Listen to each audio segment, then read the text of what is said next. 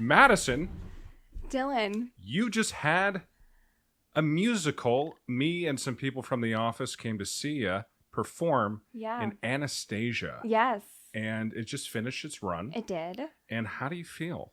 I'm going to miss it. Yeah? Yeah. Closing is hard for a show.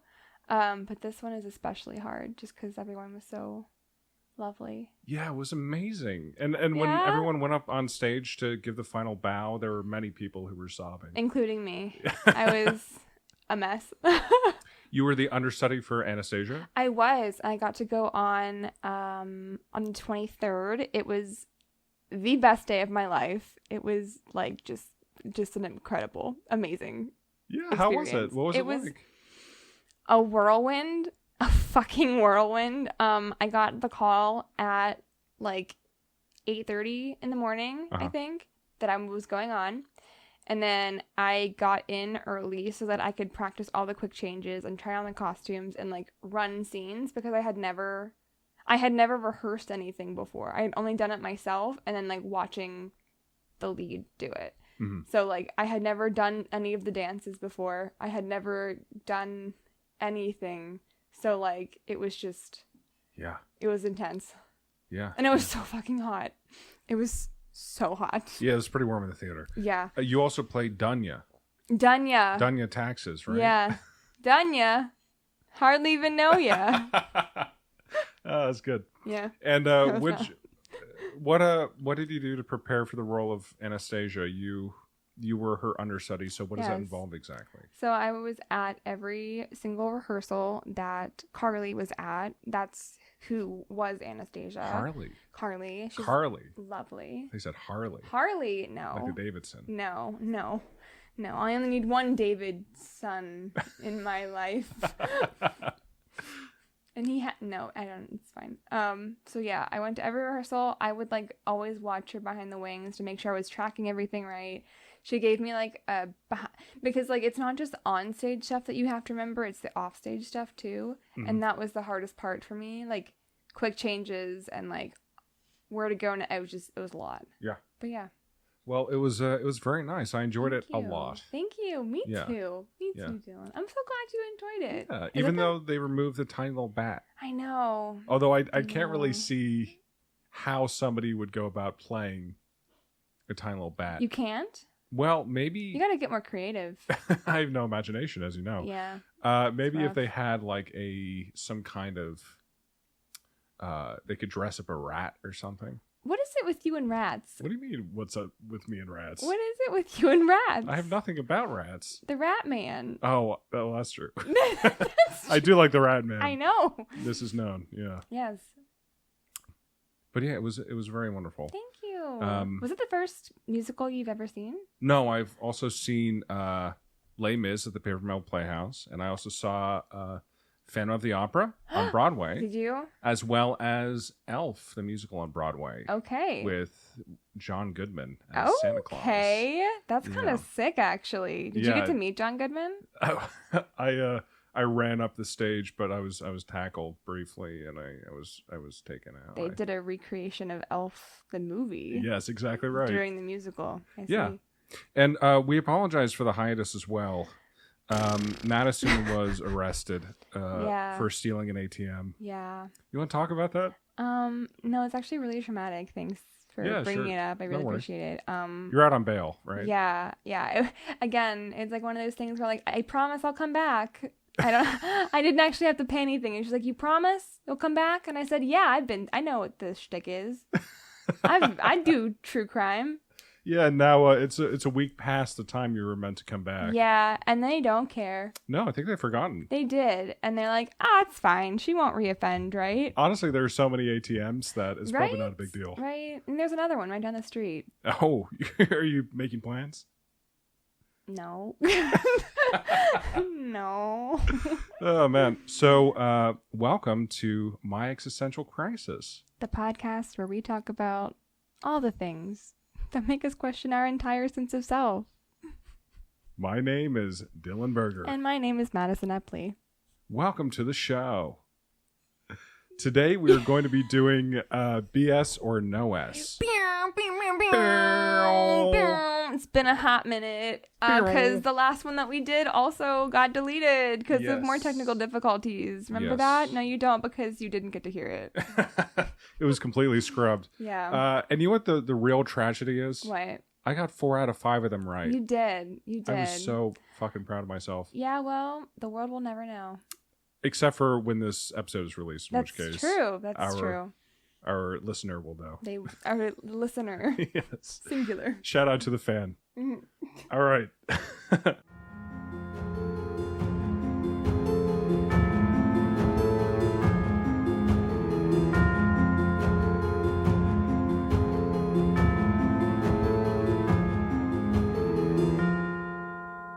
So I'm going to be going first. Basically, how this goes for people who haven't heard the other ones, or the format before. The premise. We each have 3 stories for this particular episode. We read through the stories, which may or may not be true. We don't know. They are true crime or true crime adjacent, supernatural, scary stories. Yes. And then at the end of the stories, we get to try to guess which ones are right. So I'll try to guess if Dylan's, which ones Dylan's were, and he'll try to guess mine. Yes. And then you, the audience, can also play along. How fun is that? Hey! Yay! All right. Goodness gracious. Okay. Would you like to get us started? I would. With now, the bullshit. Yes. Absolutely. Although, just to clarify, I'll be reading 3 stories and you read 3 stories, or are we just going to go back and forth? You can read 3. What is going to be easier to remember for you? Just 3. Just 3? Okay, yeah. Let's just do that. All right, let's do that. So, first story starts off with a simple cell phone number. 0888 888 888. The number was issued by a Bulgarian mobile phone company, and over the years it's become somewhat infamous. Why is that? Well, the first victim of the cursed phone number was Vladimir Grashnov, the former CEO of a mobile phone company. He died of cancer at the age of 48 in 2001. That's right, 48. Shortly after receiving the number from his former company, Grashnov's health deteriorated rapidly. Whispers and rumors suggested that Grashnov's death was not due to natural causes, but rather the result of being slowly poisoned by a competitor. 2 years later, the alleged curse claimed its next victim, Konstantin Dimitrov, the notorious Bulgarian mafia boss. Oh. That's right. Dimitrov was gunned down at the age of 31 while having dinner with his girlfriend. Oh, my. It was the last meal he ever ate. 888-888. Damn it, the hell, Dylan. Investigators suspected it was a hit job by a rival drug boss.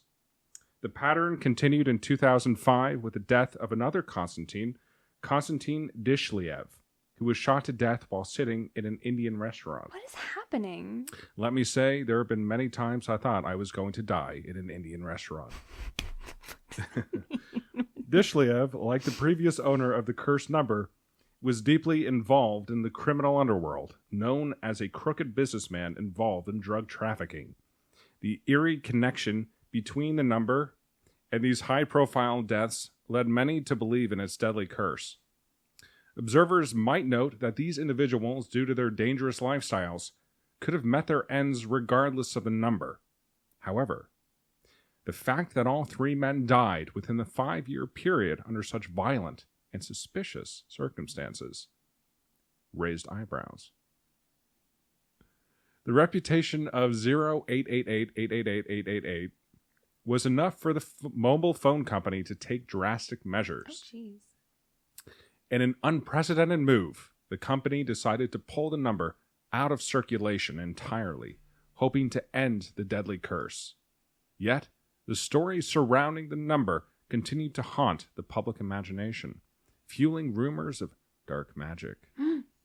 The eerie saga of 0888-888-888 lives on, a ghost story in the digital age reminding us of the power of numbers and the mysteries that lurk in everyday life. Madison. Wow. Is that BS or no S?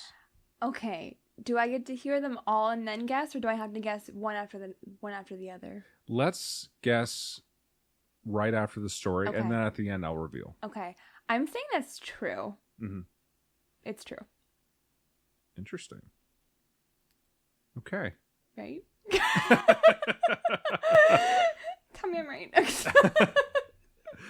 Moving on to story number 2. Goodness. In summer of 2023, so last year, Oh. Americans faced an onslaught of insects. There were the spotted lanternflies in the Northeast and mosquitoes in Los Angeles. A July report from Time confirmed that tick seasons are now longer and more intense. Due to climate change, warmer springs and falls have extended the active period of black-legged ticks, spreading them to 43 states beyond the Northeast. Jeez Louise. My thoughts exactly. This expansion has led to an increase in tick-borne diseases like Lyme disease. Certain regions experience a particularly harsh mosquito season. Orange County, California, witnessed an incredible surge. Monitored mosquito traps captured 3 times the normal number of mosquitoes. Oh, jeez. G's and D's. Jeez. The culprit behind the explosion in their population was California's heavy rainfall. In recent years, outbreaks of dengue fever, Zika virus, chikungunya, and malaria have been reported in states like Florida, Hawaii, Texas, and territories like Puerto Rico, according to the CDC. So right now, you're spouting facts, right? I don't know, am I? Oh, Am I? hate this. But mosquitoes weren't the worst insect to emerge from the wave of insects. Okay. The Southwest saw an outbreak of what are called Polystaes carnifex, or white wasps. These wasps, with wingspans measuring up to 3 inches, are unique for their off-white, pale color, larger size, and aggressive nature. They become a danger specifically to young children and the elderly. Oh, wait, why them specifically? I assume because they're, like, more feeble. Okay, that makes Yeah. sense. Like most things. Okay. You know? Extremely aggressive, there were even reports of these wasps attacking and eating birds, much like tarantulas or very large spiders are known to do. So far, white wasps have been responsible for the deaths of 7 people. What the fuck? Schools in the Southwest issued warnings advising parents to keep children indoors and avoid areas where the wasps had been seen. The wasp venom is potent enough to cause severe allergic reactions and, in some cases, fatal anaphylaxis. I actually knew a girl named Anaphylaxis. Are you serious? No. Okay. Though Phylaxis is a beautiful surname. Well, it's like those things that are like, you know, like syphilis would be a really pretty name if it weren't for what it is. Syphilis? Syphilis. Would it be a pretty name? That's what people say. Or like chlamydia. That's one. Chlamydia. Like that would be a pretty name. Yeah, it's like a flower. Yeah, almost. isn't it? If Yeah. it weren't for it being chlamydia. Yeah. And then we have Petunia, which is like an Yeah. actual name, but it's actually quite terrible. Yeah, it's awful. Wildlife experts are also concerned about the impact of these wasps on local ecosystems due to their behavioral patterns. The government broadcast advisories in the Southwest, urging people to report any sightings of the wasps and avoid disturbing their nests. The sudden appearance of white wasps serves as a stark reminder of nature's unpredictability and the potential consequences of environmental changes. This emerging species has sparked debates about the need for increased funding and support for scientific research and environmental protection. And this was in summer 2023. So as we enter summer 2024, as climate change continues to affect our environment, who's to say what new manner of insect will terrorize America? Jeez Louise. Jeez Louise. Can I ask a question? Yeah. So is this new wasp just supposedly just came out of nowhere, or did it just become more active? From my research, it was like a different strain of an existing wasp. A different strain of an existing wasp, kind of like the murder hornet. I don't know. I'm going to say bullshit, although I would believe it. Okay. I wanted to say no shit, but now I'm gonna say bullshit. Okay. Walking in. Oh no, I'm so fucking wrong. I probably got all of these wrong. All right. Story number 3. Final story. Okay. In late July of 2023. All of these are modern. Yeah. Jeez. Okay. Peggy Jones was mowing her lawn in Silby, Texas. Okay. It was a quiet afternoon, and nothing seemed amiss as Peggy went about her work. Maybe she was thinking about what she'd have for dinner that night. Okay. Maybe she was thinking about how much of the lawn she still had to finish. Regardless, her thoughts were soon interrupted when a snake fell from the sky. What the fuck? Mondays, am I right? The snake wrapped itself tightly around Peggy's arm. Before she could even react, a hawk swooped in, turning the scene into a dramatic National Geographic-style showdown. What is happening? In Peggy's own words, the hawk grabbed the snake that was wrapped around my arm and pulled it like he was gonna carry it away. That's my southern accent. That's beautiful. Can you do better? Yes, I can. Yes, I can. Yeah, obviously you can do better.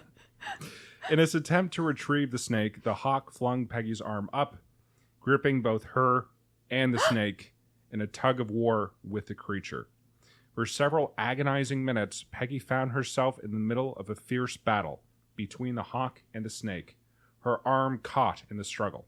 The hawk's talons dug into her skin, causing deep bruises and bloody scratches as it fought to reclaim the snake. Finally, the hawk managed to pull the snake off Peggy, leaving her with a bruised and bloodied arm, as well as a potential snake bite. Unsure whether she had been bitten, Peggy and her husband rushed to the hospital for urgent medical attention. At the hospital, doctors treated her for cuts, abrasions, scratches, and severe bruising. Peggy was prescribed antibiotics and sent home to rest, though she herself admitted that she wouldn't be able to sleep after the adrenaline rush she had just experienced. Peggy's story serves as a stark reminder of the unpredictable and sometimes violent interactions between humans and nature. And it's the reason why I don't mow my lawn. BS or no S. I hate this so much. I hate being on the other end of it because it's so ridiculous that I want to say it's true. But then you started laughing at the end. I'm going to say it's true. Okay. Just because I want it to be true. That's pretty badass. Locking it in. Peggy Jones is not a real name. But I'm going to say it's true. Sources are Yahoo News, Yeah. Wikipedia, of course, and All That's Interesting. Okay. All right.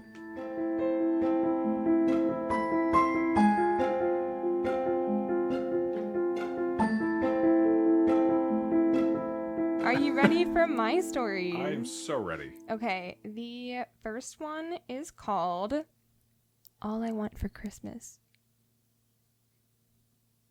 Okay. On December... Oh, and all of mine are set in the 70s. In the 70s? They are all that's set fun. in the 70s. And, sorry, I was all flabbergasted from my microphone debacle. Yeah. This first one is naturally about Christmas because hello, Christmas in July. Yeah. Get ready, everybody. Christmas is right around the corner and then a few more miles away. Jingle jangle, halfway point, 6 months. Okay, yeah, halfway. Christmas in July, like a bad Hallmark movie. Yeah, but nobody actually celebrates it that I'm aware of. Celebrates Christmas in July? Christmas in July. Well, I'm sure there are some people, like Hobby Lobby goers, they definitely celebrate Christmas in July. if you took the plot to a Hallmark horror movie and try to sell it off as something real, I would be easily convinced. Well, here we go. All right. On December 24th, wait, does Hallmark have horror movies? What am I thinking of? I think Hallmark doesn't. Lifetime? Lifetime does. Okay. Lifetime has That horror makes sense. movies. Okay. Anyway, All I Want for Christmas. On December 24th, 1972, Rand and Lillian Wallace, a beloved local couple, were eagerly preparing for their family's Christmas celebration. Mm-hmm. Rand, a charismatic entrepreneur, had just returned from a business trip. Excited to spend the holidays with his family, and Lillian, a dedicated school teacher and a beloved member of the community, was busy decorating their charming Victorian home.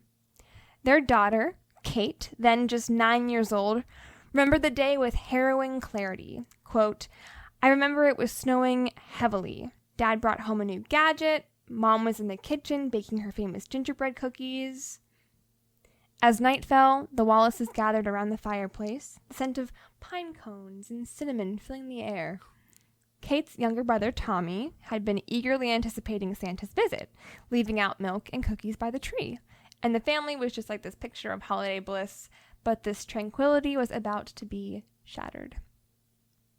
The first sign that something was wrong came when Rand decided to check the fireplace. He was worried that the heavy snowfall would block the chimney, and he wanted to make sure Santa could get through.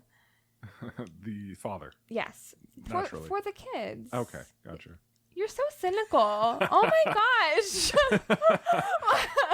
Okay, yeah. Okay, yeah, okay. He just goes up to the fireplace and he's like, yeah, it's clear. Yeah. Would you not do that? Like, do you not? You also don't celebrate Christmas. I do. You don't decorate for Christmas, though. In my apartment, no. That's what I'm saying. I don't decorate for anything in my apartment. I have no decor. Okay. I have a TV on the ground. That's all I need. Okay. So he wanted to make sure that Santa could still get through in the chimney. And couldn't be me, but okay. He grabbed a flashlight and some tools and headed out into the cold. Minutes turned into hours, and Rand didn't return. Growing increasingly anxious, Lillian, his wife, bundled up and went outside to search for her husband. She told Kate to stay inside with Tommy and not to worry. Later, there's a quote that Kate says, obviously, she was worried. She was terrified. It's cold out. It's, where are we at again? Doesn't say, but I'm sure it was cold because there was snow. Love that. Six was in Malibu. Yes, Malibu. Okay, awesome. Lillian soon returned, her face pale with fear, telling the kids, we can't find your father. Wait, the mother told the kids that? Yeah, she's like, we can't, because they had to, what I'm getting to next, they had to sort of search party. Okay. So their neighbors, again, it was a very close, tight-knit community. Yeah. They, with the help of their neighbors, they searched the ground as much as they could in the evening. And then in the night, they also hit the town early. Parties combed the area on Christmas Day. Still lots of heavy snowfall that had come from the night and it had erased any trace of potential footprints. Days turned into a couple weeks, and despite the community's best efforts, Rand was never found. This guy's in the chimney, right? Weeks later, the initial shock of the disappearance began to wear off, and a rancid odor started to permeate in the Wallace home. Mm-hmm. At first it was faint, but it grew stronger, and desperate for answers, their uncle decided to, investigate the chimney a little bit more. And there he found Rand's body wedged deep into the chimney with a Santa suit on, his face frozen in this half grimace of pain and desperation. And it appeared that he had become trapped while trying to climb down what we can assume to be an attempt to surprise his children as Santa Claus that night. This is why it couldn't be me. I never want to get stuck in a chimney. That's the only reason. And I know I could get stuck in a chimney. I'm pretty wide. So with full certainty, you could never be a chimney sweep. No, I could have been a chimney sweep maybe 20 years ago, but not today. Did you just suddenly grow in width, or Well, only kids can be chimney sweeps, right? No, there were adults. Really? Look at Bert and Mary Poppins. Wait, is that not? Bert is a prime example. Wait, were there only kid chimney sweeps? I think that's how it was. Is my illusion just shattered? Well, they had to be kids because they had to be in the chimney. You can't see it, but my jaw just dropped. I think that's... Maybe Rand was like me and he just always thought that adults were chimney sweepers? You thought only adults were chimney sweeps? Yes, because look at Bert and Mary Poppins. What? I think that in Elizabethan times, they were primarily children because they were small enough to get into chimneys. That makes sense. And I feel like now that you're saying that, that's so obvious, and I know this, but like, why am I just picturing a bunch of men singing on rooftops and dancing around with their little chimney flues or whatever they were called? What a lifestyle to lead. Anyway, you were saying. I am so sorry. So we are derailing. The father is stuck in the chimney. Has been stuck in the chimney. Dead. In a Santa costume, no less. Yes. He was trying to surprise his children, from what we can imagine. And this obvious, tragic accident explained his disappearance, but it remains one of this town's most haunting chapters. And it just serves as a chilling reminder of how quickly joy can turn into sorrow. Hey, kids, Santa is real. He is your father, and he is dead. Mm-hmm. So, yeah, happy Christmas in July. I say BS. You say BS? I say BS because they would have hurt him, right? Would they have? It's a brick chimney. But he would have yelled, right? It's a brick chimney, and snow is also known to, like, absorb sound. Like, if it's snowy and you try to, like, scream, you can't hear anything. The snow acts as an acoustic, like, dampener. Yeah. And also, I think, like, when you expand your chest to breathe, there's a certain, if you're not big enough, it's just like your chest hits the brick and you can't really inhale or exhale. That's also true. Also thinking it's a chimney, the soot, I can only imagine. They probably weren't cleaning it or hiring children to clean it. I'm going to say... We can wait till later, too. All right, I'm convinced. You're convinced? Yeah, that's no shit, yeah. No shit? I think it has happened. Okay. All right. Want to go on to the next one? Yes. All right, the next one is called Rhythm Zero. Rhythm Zero. Rhythm Zero. Sounds like a fun, like, dancing game. Okay. For the PS Vita. All right, please continue. Okay. Well, keep that in mind, folks. Dylan thinks it's a fun dancing game. No. Is this like a really fucked up story? In 1974... In 1974, a performance art piece by Marina Abramovic. She was Serbian. I'm so sorry. I don't know. Abramovich. That makes... How do you know? And you didn't even see it. Well, she's a famous performance artist. Is she? Uh-huh. Okay. Marina Abramovich was known for her boundary-pushing work and shocked the world and raised disturbing questions about human nature and potential for violence within us all. Hmm.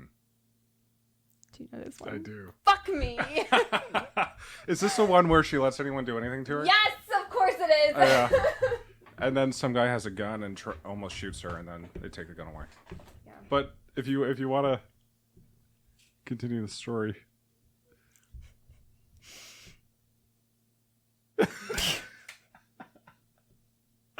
Oh, man. What do we do? I mean, you could just continue to read it. And then you just pretend like you don't know who Marina Abramovich is. I mean, I've entered my answer, but you took the trouble of writing it out, so the audience hasn't heard it. Okay. So, in 1974... You became like 20 years older just in like that single minute. I felt like I did. I can see this enormous weight on your shoulders. I want to hurt myself. It's fine. A performance art piece by Marina Abramovic, a Serbian artist known for her boundary-pushing work, shocked the world and raised disturbing questions about human nature and the potential for violence within us all. This event, titled Rhythm Zero, took place in Naples, Italy, and its premise was as simple as it was chilling. For 6 hours, she would stand passively, allowing the audience to do anything they wanted to do to her, including any of the 72 objects that she had placed on the table. That's a lot of objects. A lot of objects, and they were very, they ranged from what you will see to be like flowers. And then not so flowers. Yeah, it's like option paralysis. Yeah. Like, should I pick up the flowers or the gun? I don't know. or a knife or a noose or I don't know. Among the objects were items that ranged from benign to dangerous, including a feather, a rose, honey, scissors, a knife, and even a loaded gun. A sign in the gallery explained the rules. Instructions: there are 72 objects on the table that one can use on me as desired. Performance: I am the object. During this period, I take full responsibility.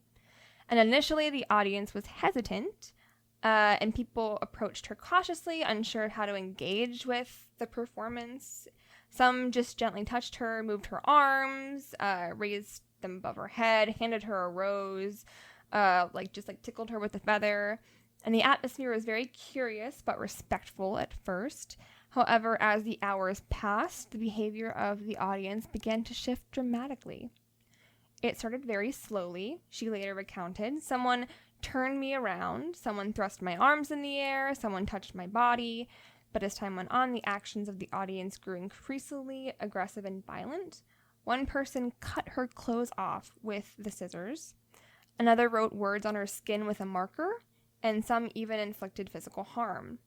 She later said that she felt raped, describing the sensation of being stripped of control over her own body.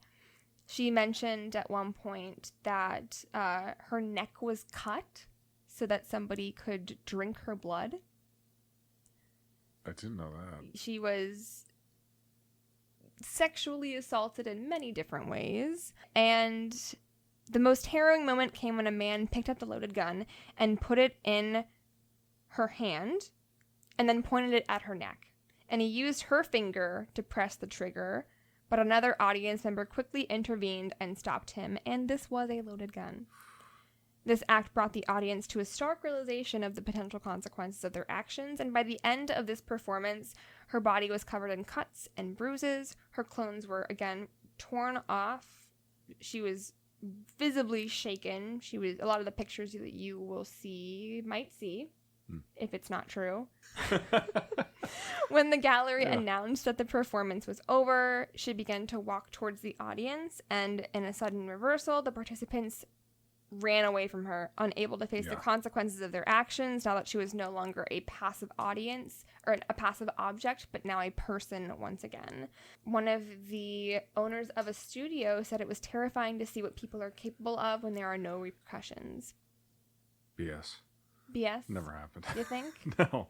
Yeah. That is the concept is pretty genius, and it takes a lot of courage. Mm-hmm. And the brutality of it is pretty shocking. Shocking is correct. And please keep in mind, this was completely public, if it did happen. I don't know what to do now. We're saving it for the end. Okay. If it did happen, this was in the middle of a very, people were everywhere. It was like a New York Times type of situation. Yeah. A street performance. Yeah. New York Times. New York Times Square. New York Times Square. She's done a lot of she's still alive. She's done a lot of performance art. Yeah. She made a sculpture that allows women to urinate standing upward. That's incredible. Yeah. Is it the go-go gadget thing? That's the branding for it. Shiwi? The Shiwi? I think that was invented after her. Maybe it took she was pioneering. Yeah, truly. And she also did a exhibit where she sat at a table and just stared at people. I love that. And they were allowed to come up to the table and sit down with her and stare at her. That's the weirdness I love. I love it. And you know what? One of the sweetest things happened. What? She had a partner who she did a lot of her performance art with, who she was very close to in her career. And they had a parting of ways. Yeah. And then during that exhibit where she was sitting at the table, he arrived. They hadn't seen each other in such a long time. And he sat down at the table and they just looked at each other. And you could tell that she was very moved and he was very moved. And they didn't say anything. My heart. And then he stood up and left. That's beautiful. Right? I love that so much. I also feel silly for choosing this one because clearly you're an artist. Like you know art. Yeah, I know some art. Yeah, I know some art. A little bit. You dabble here and there. I dabble. Okay.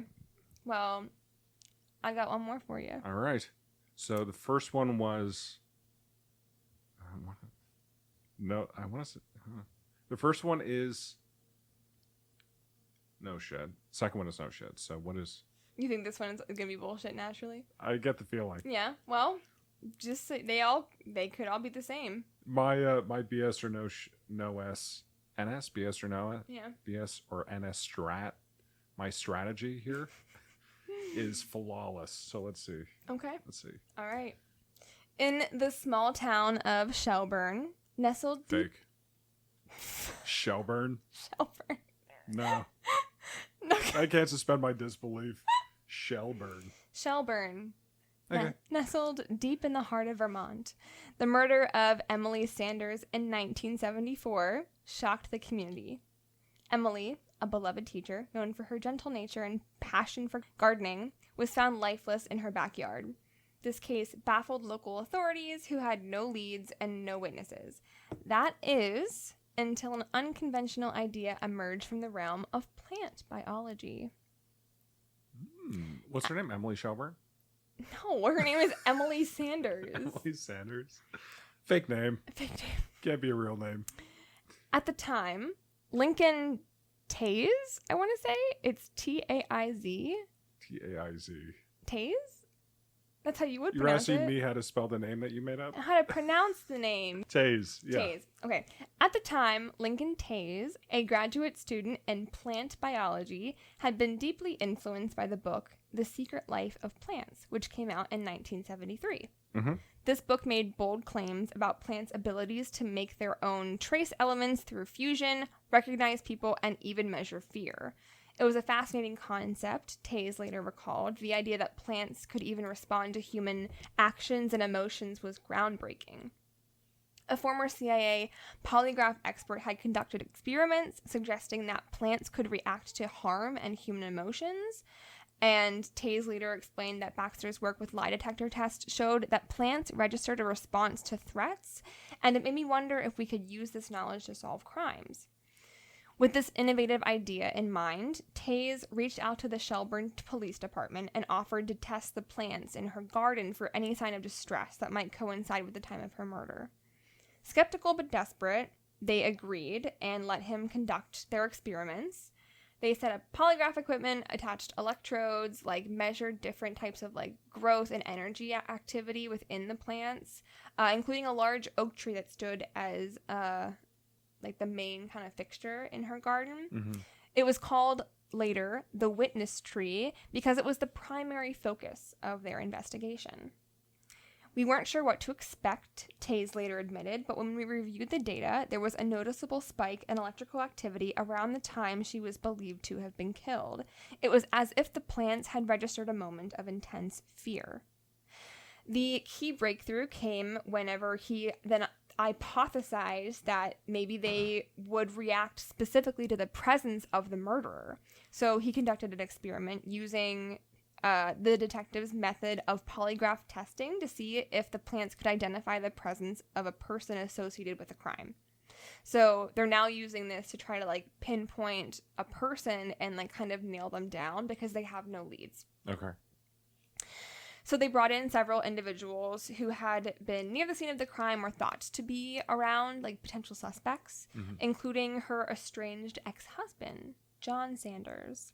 During the test, the plants exhibited a noticeable response when John Sanders was present, showing spikes in electrical activity similar to those recorded at the time of the murder.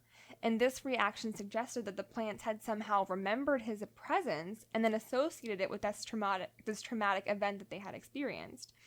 Plants don't have nerves or brains, but they do have complex signaling systems, Taze explained, and it's possible that they can respond to environmental changes and stress in ways we don't fully understand yet.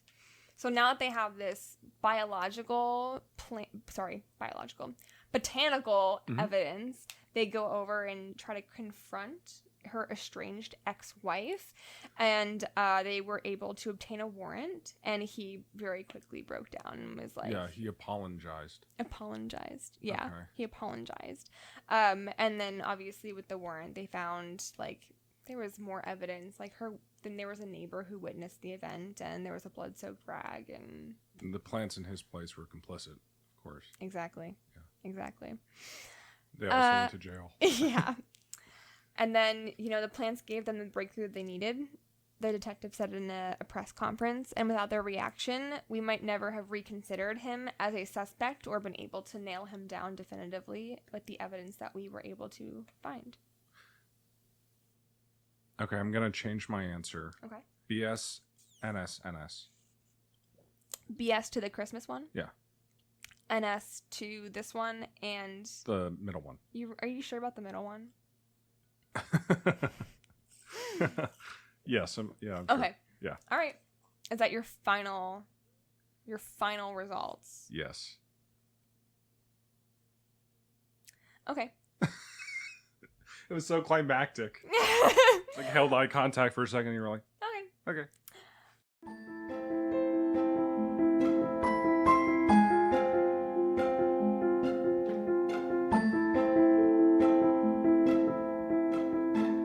All right, now we give the answers. Yeah. The first story that I read. What did you read? Yes. Yes. You said was no shit. No shit. You believe it's true. The story of the cursed telephone number. Yes, I do. And you were correct. That's right. Meow, meow, Bow, bow, bow, meow. bow, bow. Story number 2. Okay. Story of white wasps. White wasps. White wasps. Wasps. You said was bullshit. And you were correct. Yo! I agonized over this story. I was like, white wasps? What the fuck am I saying? I was this close to buying it because I knew that there was another thing like murder. Giant hornets. Yes, yeah, there was giant something wasps. else like that though. It was not the murder hornets. It was like, oh, you think murder hornets are bad? How about these hornets? And I thought that's what it was for a second. Oh man. No, it was I made it up. Okay. I was like, this. By the good. time I was finished with it, I was like, this is not fucking. No, believable.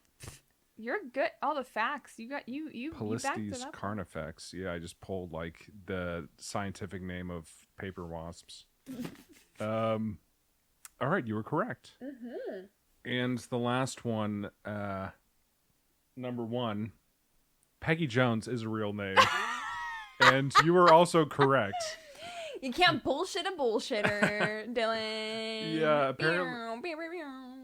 You said no shit, and it was true. Peggy Jones was attacked by a falling snake and a hawk at the same time. That's badass. And she survived. Damn. So you got all of them correct. Yeah, are you impressed? Are you sad? Very impressed. All right. So how did I do? So the first one Yes. you're saying is bullshit now. No. Yes, it is. It is bullshit. Yeah. You're correct. Yes. Yes. Hell yeah. What would change your mind? Just my original feeling about it. I was like, I don't think this is real. But then you gave additional evidence for how it could happen. Yeah. And I'm pretty good at that. And then I was maybe not. So I changed it, but I want to change it back because I went with my gut. I'm happy for That you. served me well. I'm really proud of you. Thank you. This is actually It's the nicest thing anyone's ever said to me. yeah, you're welcome. This is actually the monologue from Gremlins. What? The monologue from Gremlins. Obviously turned into a story. But in Gremlins, Phoebe Cates' character has this 2-minute monologue about how her dad got stuck in the chimney and it ruined Christmas for her forever. What's the Mary Poppins to Gremlins pipeline exactly? How do you... okay, nice. I saw Gremlins once when I was 5 or 6. Me too. But... I don't remember that movie at all besides, the Gremlins portion of it. Yeah. I clearly don't remember this monologue, but the only reason I know this monologue is because Beach 2 Sandy did another podcast you guys should listen to. Love if you Beach haven't. 2 Sandy. They're great. They were reviewing Christmas movies, and this was one of them, and this one reviewer went on this very long tangent about this monologue, and it just stuck with me. So now I know 2 things about Gremlins. Okay. Rhythm Zero. This one, Yeah. as Dylan revealed for us, is correct. Yeah. All right. Shocking. Yeah, I think she also used thorny like plant material, and people like it was the roses. It was the flowers that were on the table. Like, whipped it at her. Yeah. Fucked up. Yeah. So like people went from like caressing her face with the flower to then like stabbing her with the thorns. The roses. That could be a state witness that you're using right there. Yeah. According to the third story. Yeah, exactly. Which you were saying is NS? Yes. No shit? Yes. The witness is also what this was called. I don't know if I mentioned that or not. Okay. But the witness is bullshit. Oh! No! Oh, it was so close. I will say, though, Shelburne, Vermont is a real town. I did my due diligence. Did you make up the name Taze? No, I didn't. So, actually, all of that data is accurate to a degree. So, like, a person did write this book talking about all these things, but Taze was actually the person who was like, this is bullshit. And, like, this is, like, plants are not conscious. So, I just made him the one who wrote it instead. That is wild to me. Yeah. I think that just about wraps it up. Yeah, I think so. Sorry for my messiness. Yeah, I mean, you got all 3 correct. Yeah, because I'm really awesome. I got 2 out of 3 correct. It's fine. You're just not as awesome as I am. And I want to thank you all for listening. Yeah, we hope you enjoyed this. If you have any like story suggestions as usual, or if you like this, let us know and we can do more of these things. Mm-hmm. They're nice little, like, they're good stories that are nice little teasers, but probably aren't worth a full episode because there's not enough information. So, you know, if you like that kind of thing, which I hope you do, because why are you here? Let us know. Let us know. If you don't let us know. Don't let us know. Just leave. Don't leave. Don't leave, please. Please don't leave. Don't leave us. Please. Thank you. Yeah. All right, folks. And where can you find us? Oh! You can find us on Instagram and Facebook at MECrisisPod, or you can email us at myexistentialcrisispodcast@gmail.com. Thank you very much. Thank you. Bye.